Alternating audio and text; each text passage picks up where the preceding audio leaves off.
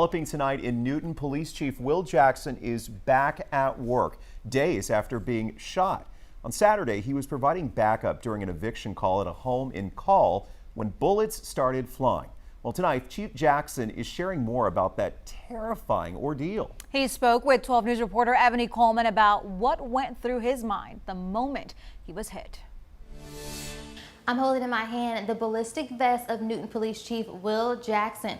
As you can see, this hole here, this is where that bullet pierced the vest. He tells me if it had been just inches off, it could have hit his lungs. I knew I was hit because I felt like a tear. I felt like it's just like a tear in my body. Newton Police Chief Will Jackson has a lot to be thankful for.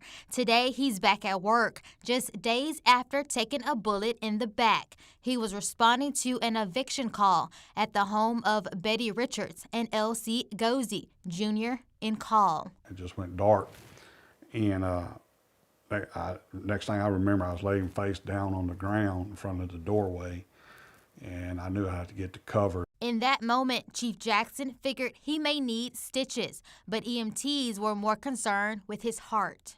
The impact of the bullet kind of took my heart out of the rhythm, and so they was trying to get it back down, get my blood pressure back down. In the more than 30 years working in law enforcement, Chief Jackson says he's never been shot in the line of duty, and most agencies, including Newton PD, require officers to wear a vest. By another quarter of an inch, it would have missed my vest completely, and the way the entrance would have made, the bullet would have made, it would have went probably into my lungs and my heart. Knowing what he knows now, Chief Jackson says he'd still answer the call from Saturday. I'm not going to let him win. No, it's not for everybody. Being an officer, police officer, not for everybody. But you can't live your life being scared.